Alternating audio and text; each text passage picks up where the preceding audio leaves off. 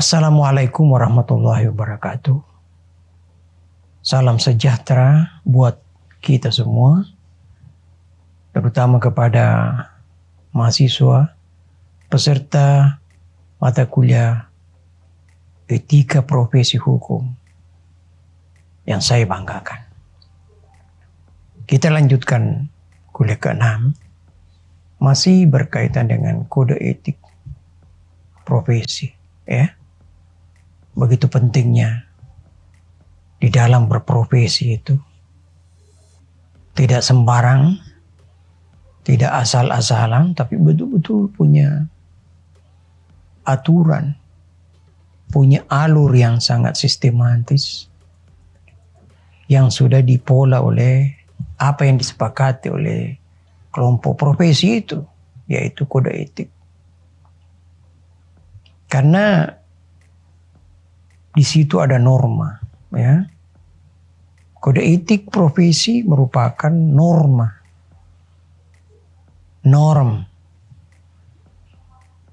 Ada aturan di sana. Ada nilai yang harus kita capai, target. Oleh karena itu harus kita terapkan. Dan tentu ini diterima oleh para peserta profesi atau kelompok profesi. Ya, ini diterapkan dan harus diterima oleh kelompok profesi yang tentunya tujuan daripada atau inti arah daripada profesi kode etik profesi itu memberi petunjuk, ya, memberi arah, memberi kompas kepada anggota. Jangan asal maunya, asal-asalan kiri kanan, tembok, ya, tidak boleh. Menabrak ini, menabrak itu, atau meraba-raba. Di situ ada kode etik, petunjuk, atau kompas, arah daripada peserta profesi. Bagaimana seharusnya berbuat. Karena masalah ini masalah baik dan buruk. Sekaligus menjamin mutu moral. Terutama di tengah-tengah masyarakat itu perlu. Kalau masyarakat sudah melihat, wah ini profesional dengan menampilkan kegiatan yang sangat memukau, ya, karena teratur. Kenapa teratur? Karena punya kode etik, punya kompas. Jadi kelompok masyarakat profesional itu harus mengikuti pedoman norma itu. Ya, tentunya norma atau kode etik yang sudah mereka pelajari pada saat masuk sebuah organisasi. Dia sudah pelajari dan dia sudah tahu. Mereka terima. Tentu kalau kita sudah paham, kita tidak mau menyimpang gitu loh. Karena kalau ada penyimpangan, maka konsekuensinya adalah tercemar namanya. Tercemar. Dan kalau kita atau dalam suatu profesi, apalagi kelompok, udah tercemar, itu agak sukar itu untuk mengembalikan, ya. Sangat-sangat sukar itu di tengah masyarakat. Sekali kita dicap, apalagi sekarang zaman medsos, dipublikasi, wah si A atau kelompok ini begini. Sehingga mengurangi hubungan kita, hubungan kerja dan sebagainya. Tentu diketahui bahwa kode etik profesi merupakan produk etika terapan. Ya. Karena itu dihasilkan berdasarkan penerapan pemikiran etis atau suatu profesi. Tentu kode etik itu bisa saja tidak harus permanen, ya. Suatu saat ada perubahan. Karena zaman kan selalu berubah. Zaman dulu, zaman sekarang, waduh sukar sekali kita. Terapkan yang sana, harus kita sesuaikan dengan zaman milenial, Gen Z. Itu beda-beda cara berpikirnya. Kita harus masuk itu, jadi kita mungkin nanti ada. Jadi ada perubahan seiring dengan perkembangan ilmu pengetahuan dan teknologi. Terutama ilmu pengetahuan teknologi, komunikasi, informasi, dan publikasi. Ya. Kalau kita tidak ikut itu, sekarang zaman sedikit-sedikit, zaman barcode, ya, zaman online, zaman off, dan sebagainya. Itu kalau kita tidak bisa ikuti dunia internet, umpamanya, maka pastilah profesi itu atau kelompok itu akan ketinggalan zaman. Ya. Jadi kode etik merupakan hasil pengaturan diri yang bersangkutan. Ini dijadikan sebagai perwujudan nilai moral hakiki yang tidak bisa dipaksakan dari luar. Jadi selalu saya tekankan itu. Jangan Anda mengerjakan baik dan buruk ini karena dilihat orang dari luar dan ada sanksinya, ada apanya. Ya, ini yang lebih tinggi ini. Akhlakul karimah kalau kita bisa jalankan, bukan karena ada sanksi, bukan karena ada polisi, ada lembaga yang membuat CCTV baru kita baru berbuat baik. Tapi dalam diri kita ada ini yang baik dan kita kerjakan. Jangan dipaksakan dari luar. Ya. Jadi kode etik profesi hanya berlaku efektif apabila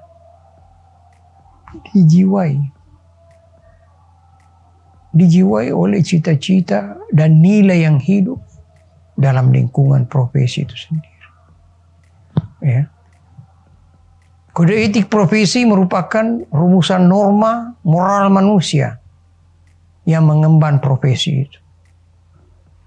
Ya. Nah, ini menjadi kode etik ini menjadi tolok ukur.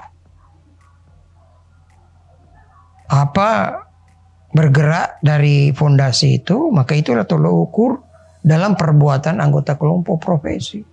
Jangan ada fondasi kode etik tapi tidak ada implementasinya. Tapi harus mencerminkan perbuatan anggota, harus mencerminkan kode etik yang disepakati. Ya.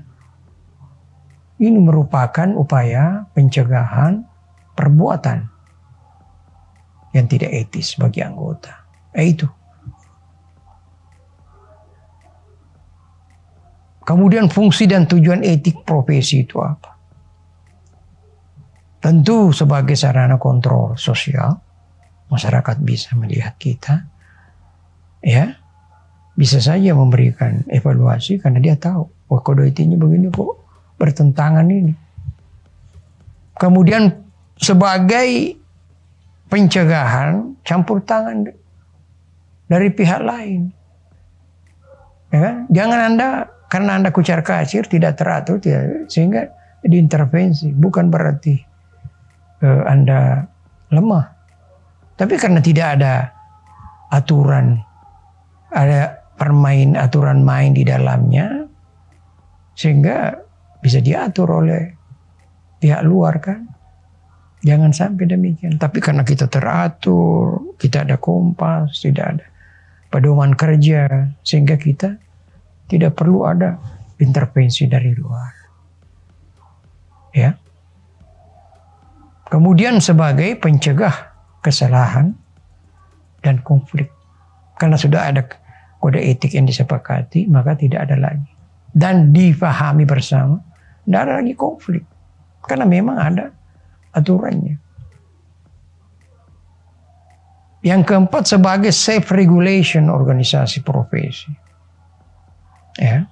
Kelima, kode etik profesi ibarat kompas, ya, yang memberikan atau menunjukkan arah.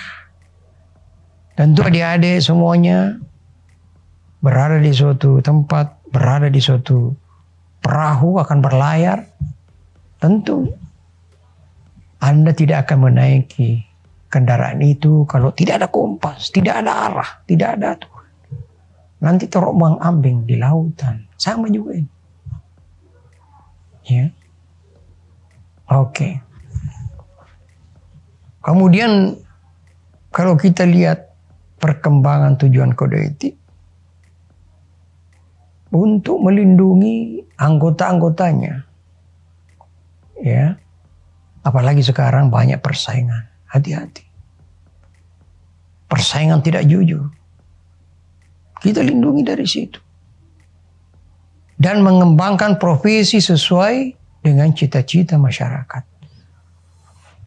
Anak-anakku harus dipahami bahwa masyarakat itu sangat cerdas, sangat tahu. Dan punya cita-cita. Dan sangat gembira bila mana masyarakat suatu profesi ini sesuai dengan cita-cita masyarakat. Ya. Di sana ada kedamaian, keadilan, kejujuran, keterbukaan dan sebagainya. Ramah. Ya. Kemudian yang kedua, mewujudkan hubungan yang harmonis antara sesama profesi yang sama. Jangan kita gontok-gontokan, jangan kita saling mengganggu, saling menjatuhkan. Boleh kita berkompetisi, fastabiqul khairat. Berlomba-lomba dalam kebaikan, tapi tidak saling mengganggu orang lain. Jangan suka mencampuri rumah tangga, persoalan rumah tangga orang lain. Perbaiki dulu diri kita, rumah tangga kita, profesi kita. Kemudian yang ketiga, menanamkan jiwa yang berada dalam suatu ikatan yang kuat. Untuk menghindari campuran orang luar tadi itu. Melindungi profesi terhadap pemberlakuan hukum yang dirasakan tidak adil. Coba. Begitu fungsi dan tujuan itu. Supaya praktek pengembangan profesi dapat sesuai dengan cita-cita. Bagaimana itu? Supaya harus anggota itu memiliki kualitas. Ya, terutama mungkin yang tidak bisa dihindari ya memang pendidikan yang memadai. Kalau mau profesional, itu kan landasan pengetahuan. Ada pendidikan. Mulai dari bawah tingkat 1, tingkat 2, 3. Ya. Itulah yang harus dimiliki dan harus dilandasi oleh pendidikan yang memadai dan diketahui pula asal usul. Tentunya kita dari mana. Ya, sehingga kita melihat si A, si B memang pendidikannya dari ini dan sebagainya. Nah, kita berlomba-lomba untuk memperbaiki. Yang kelima, fungsi dan tujuan etik profesi ini agar orang memandang penting tentang adanya hubungan antara sebuah profesi dan pelayanan yang memang dibutuhkan oleh masyarakat. Di sini dibutuhkan masyarakat umum ya, memiliki nilai yang lebih tinggi bila dibandingkan dengan hak-hak sebuah profesi. Bahkan pelayanan kepada masyarakat adalah sesuatu yang sangat diharapkan. Selalu terjadi. Itu sebenarnya yang diharapkan oleh masyarakat.